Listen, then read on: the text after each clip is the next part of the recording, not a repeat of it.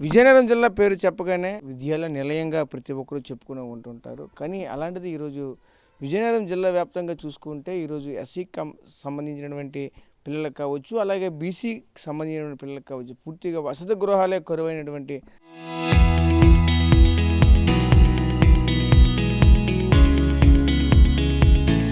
పరిస్థితి అయితే కనిపిస్తున్న నేపథ్యం అయితే కనిపిస్తుంది. ఇదే క్రమంలో ప్రస్తుతం నేనైతే బొబ్బిల్లో ప్రస్తుతానికైతే ఉన్నాను. బొబ్బిల్లో ఉన్నటువంటి అక్కడ బీసీకి కావచ్చు, ఎస్సీకి కావచ్చు సంబంధించిన వసతి గృహాలే పూర్తిగా లేకుండా శిథిలావస్థ చేరుకున్న పరిస్థితులు కనిపిస్తూ ఉన్నాయి. ఉన్నటువంటి బిల్డింగ్లు కూడా పూర్తిగా వాడకుండా ఈ విధంగా పూర్తిగా ఒక నిర్మానుష్యమైన ప్రాంతంలో వదిలేసిన పరిస్థితి కనిపిస్తూ ఉన్నాయి. ప్రస్తుతానికైతే నేను చూడవచ్చు ఇక్కడ నేనైతే బీసీ హాస్టల్కి సంబంధించినటువంటి హాస్టల్ ప్రస్తుతానికైతే ఉన్నాయి. స్కూల్స్ పిల్లల హాస్టల్కి సంబంధించిన హాస్టల్ ప్రస్తుతం అయితే ఉన్నాయి. ఇక్కడ సంబంధించిన కూడా సుమారుగా 10 సంవత్సరాల నుంచి కూడా ఈ బిల్డింగ్ని ఇలానే వదిలేసినటువంటి పరిస్థితి కనిపిస్తూ ఉన్నాయి.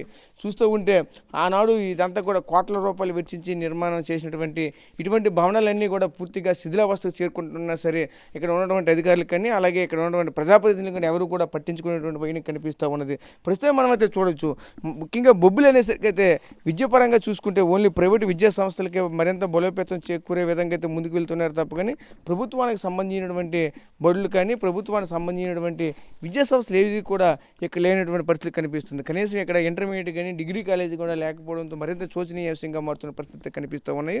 అదేవిధంగా ప్రైవేట్ కళాశాలలో చదువుతున్నటువంటి బీసీ విద్యార్థులకు సంబంధించినటువంటి హాస్టల్ కూడా సుమారుగా 12 కిలోమీటర్ల దూరంలో పెట్టడంతో మరింత నిరుత్సాహంతో ఉన్నటువంటి నేపథ్యం కూడా కనిపిస్తూ ఉన్నది. ప్రస్తుతానికైతే మనమైతే చూడవచ్చు ఒక ఎస్సీ హాస్టల్ సంబంధించి కావచ్చు, ఈరోజు బీసీ ఇక్కడ స్కూల్కి సంబంధించిన హాస్టల్ కావచ్చు, ఈ విధంగా పూర్తిగా నిర్మానుష్యంగా పూర్తిగా పిల్లలు కానీ దీనికి సంబంధించిన అధికారులు కానీ ఎవరు కూడా దీనికి గత కొన్నాళ్ళకి పూర్తిగా ఎవరు లేకపోవడంతో మరింత ఆందోళనకరంగా మారుతున్న పరిస్థితి కనిపిస్తూ ఉన్నాయి. ఎందుకంటే ఇటువంటి స్కూల్స్ని ఇటువంటివన్నింటినీ కూడా మరింత బలోపేతం చేసి విద్యకి మంచి ప్రాధాన్యత ఇవ్వాల్సినటువంటి ఆవశ్యకత ఎంతైనా ఉంటుంది. అటువంటిది ఏదీ లేకుండా ఈ విధంగా పూర్తిగా శిథిలావస్థకు చేరుతున్నటువంటి అధికారులు అలాగే ఉన్నటువంటి స్థానికులు ఎంత నిర్లక్ష్యంగా వహిస్తున్నారో మరింత మండిపడుతున్న పరిస్థితి కనిపిస్తుంది. దీనికి సంబంధించిన ముఖ్యంగా ఎవరైతే ఈ విద్యార్థి సంఘాలు ఎవరైతే ఉన్నారో అంతా కూడా మరింత మండిపడుతున్న పరిస్థితి కనిపిస్తుంది. దీనిపైన మనతో పాటు మాట్లాడడానికి బొబ్బిలికి సంబంధించిన విద్యార్థి సంఘ నాయకులు కూడా వాళ్ళతో కూడా మాట్లాడే ప్రయత్నం చేద్దాం. చెప్పండి, దీన్ని ఎలా చూడాలి ఏంటి? ఇటువంటి విద్యా సంస్థలకు సంబంధించినటువంటి హాస్టల్స్ని ముఖ్యంగా ఎస్సీ హాస్టల్స్ కానీ అలాగే బీసీకి సంబంధించిన స్కూల్స్ హాస్టల్ కానీ పూర్తిగా ఈరోజు లేకపోవడం ఎలా చూడాలి ఏంటి ఇదంతా కానీ? ఈరోజు విజయనగరం జిల్లాలో అత్యధిక విద్యా సంస్థల నడిపిన బొబ్బిలి ప్రాంతంలో కళాశాల వసతి గృహం అనేది లేకపోవడం, బొబ్బిలి ప్రాంతంలో లేకుండా ఇక్కడ ఉండే హాస్టల్ని ఇక్కడి నుంచి కోమటపల్లి 12 కిలోమీటర్ల దూరంలో తీసుకుపోయి అక్కడ పెట్టడం వల్ల ఇక్కడుండే కళాశాలలో చదువుతున్న పిల్లలందరూ కూడాను అంత దూరం వెళ్ళి రాలేక, అలాగే అక్కడ ఉదయాన్నే బాక్స్ తీసుకొని వచ్చి ఇక్కడికి వచ్చి భోజనం చేయాలంటే అది చెడిపోయే పరిస్థితి కనిపిస్తుంది. దానివల్ల ప్రైవేట్ తాలూకా హాస్టళ్ళకి మొగ్గు చూపే పరిస్థితి కనిపిస్తుంది. అక్కడ 50,000 నుంచి 60,000 రూపాయలు మినిమం ₹1,00,000 వరకు ఫీజులు కట్టే పరిస్థితి ఉంది.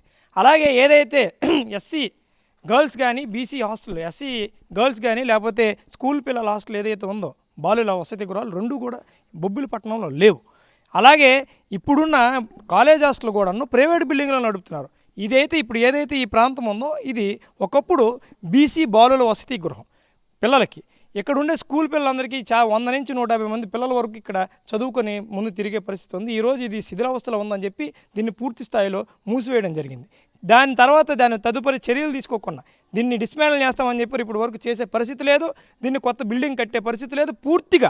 పూర్తిగా బీసీ విద్యార్థులు ఏవైతే చిన్నపిల్లలు ఏదైతే పేద విద్యార్థులు ఉన్నో వాళ్ళందరినీ కూడా హాస్టల్కి దూరం చేసే పరిస్థితిగా ఈ చర్యలు ముందుకు నడుస్తూ ఉన్నాయి. ఇవన్నీ కూడా ప్రైవేట్ కళాశాలలు ప్రైవేట్ హాస్టల్కి వీళ్ళు బలోపేతం చేసే విధంగా ఇక్కడ పనిచేసే పరిస్థితి కనిపిస్తుంది.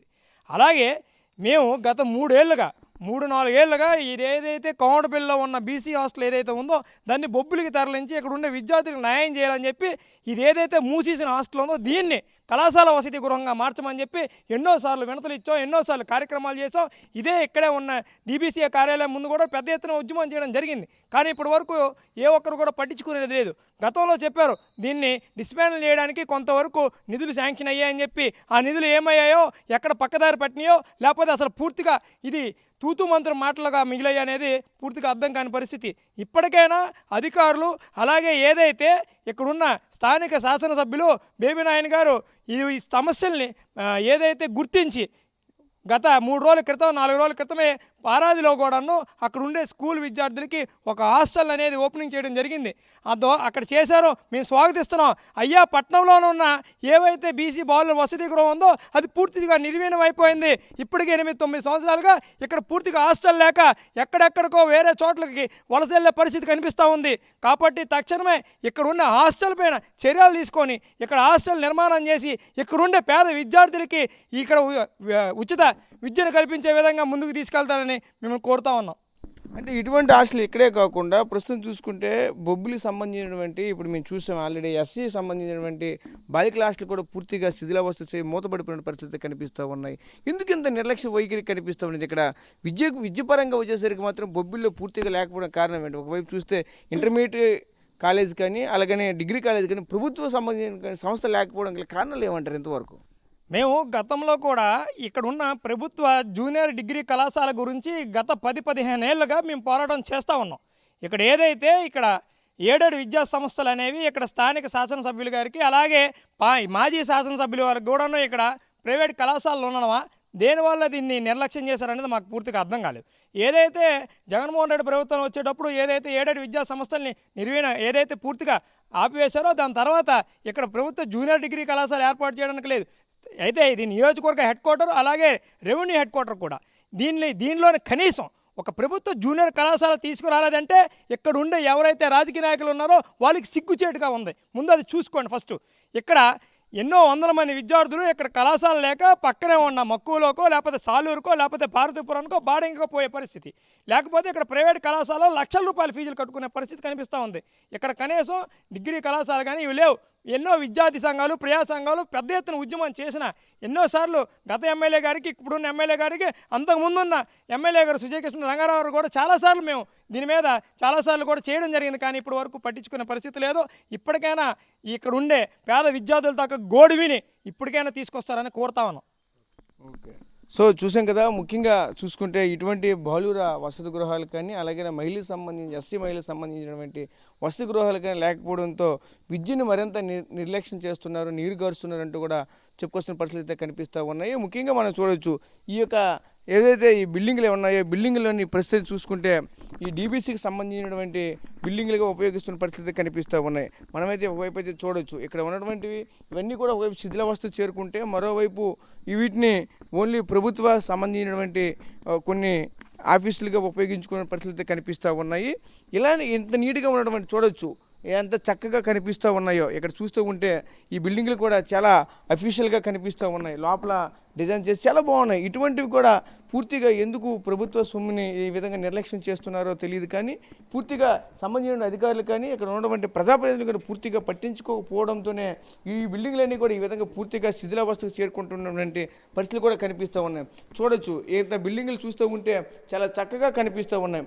ఇందులో బాలులకు కానీ అలాగే మహిళలకు కానీ వీళ్ళకి సంబంధించినటువంటి వసతి గృహాలు కనుక ఇందులో కనుక కల్పిస్తే ఇక్కడ స్థానికంగా ఉన్నటువంటి కొన్ని విద్యా సంస్థలు చదువుకునే పిల్లలకు కూడా ఒక సౌకర్యవంతంగా ఉంటుంది. ప్రస్తుతం చూసుకుంటే ఈ ఇంటర్మీడియట్ సంబంధించినటువంటి బీసీ హాస్టల్ సంబంధించి కావచ్చు ఆ పిల్లలకు సంబంధించిన వసతి గృహాలన్నీ కూడా సుమారుగా ప్రభుత్వానికి సంబంధించిన ఏదైనా సరే 12 కిలోమీటర్లు బయటే ఉన్నాయి.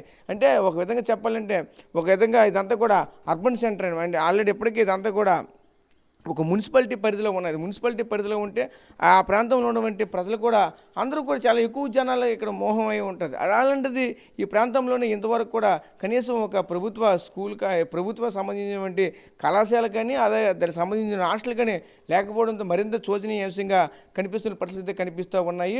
ప్రస్తుతం మనం చూసుకోవచ్చు పూర్తిగా ఈరోజు రాష్ట్ర ప్రభుత్వం కూడా విద్యకి మరింత బలోపేతం చేస్తున్నామంటూ కూడా చెప్పుకొస్తున్న పరిస్థితి కనిపిస్తున్నాయి. కానీ బొబ్బిల్లో చూస్తే అటువంటి పరిస్థితులు ఏవి కూడా కల్పించలేని పరిస్థితి కనిపిస్తూ ఉన్నాయి. ఎందుకనగా ఈరోజైతే మనం చూస్తున్నటువంటి హాస్టల్స్ ఎవరైతే ఇవన్నిటినే మనకి నిదర్శనంగా కనిపిస్తున్నాయి. గత 10 ఏళ్ళుగా ఈ విధంగా పూర్తిగా ఉండిపోయిన పరిస్థితి కనిపిస్తుంది. ఎప్పటికైనా సరే ప్రభుత్వ అధికారులు కానీ ప్రభుత్వాలు కానీ కళ్ళు తెరిచి ఈ ప్రాంతంలో విద్యకు సంబంధించిన ఏవైతే ఉన్నాయో ఇవన్నింటినీ కూడా మరింత బలోపేతం చేస్తే అందరికీ కూడా వినియోగంలో ఉంటుందంటూ కూడా చెప్పుకొస్తే పరిస్థితి కనిపిస్తూ ఉన్నాయి. ముఖ్యంగా మనమైతే చూడొచ్చు ఈ యొక్క ప్రాంతంలో ఉన్నటువంటి ఇటువంటి బిల్డింగ్లన్నీ కూడా చాలా ఉన్నాయి. అయితే కొన్ని కోట్ల రూపాయలు వెచ్చించి నిర్మాణం చేసినటువంటి ప్రజాధనంతో ఈరోజు పూర్తిగా ఈ విధంగా గాలికి వదిలేయడంతో ఇదంతా కూడా వృధాగా మారినటువంటి పరిస్థితి కనిపిస్తూ ఉన్నాయి. దీనికి సంబంధించినటువంటి ప్రజాప్రతినిధులు కానీ ఆనాడు ఉన్నటువంటి కాంట్రాక్టులు కానీ అలాగే అక్కడ ఉన్నటువంటి అధికారులు కానీ వీళ్ళంతా కూడా కుమ్మక్కుతో ఇటువంటి కార్యక్రమాలు ఇటువంటి కార్యకలాపాలు చేసినటువంటి పరిస్థితులు కూడా కనిపించాయంటూ కూడా చెప్పుకొస్తున్న పరిస్థితి కనిపిస్తూ ఉన్నాయి. ప్రస్తుతానికైతే ఇటువంటి బిల్డింగ్లు ఏవైతే ఉన్నాయి ఇవన్నింటినీ కూడా మళ్ళీ మరమ్మతు చేసి యథావిధిగా పూర్వకాలంలో యథావిధిగా ఏ హాస్టల్ అయితే ఉండే ఆ హాస్టల్కి ఇస్తే బాగుంటుందంటూ కూడా మరోవైపు స్థానికంగా ఉన్నటువంటి స్టూడెంట్ యూనియన్ లీడర్స్ కూడా చెప్పుకొస్తున్న పరిస్థితి కనిపిస్తూ ఉన్నాయి.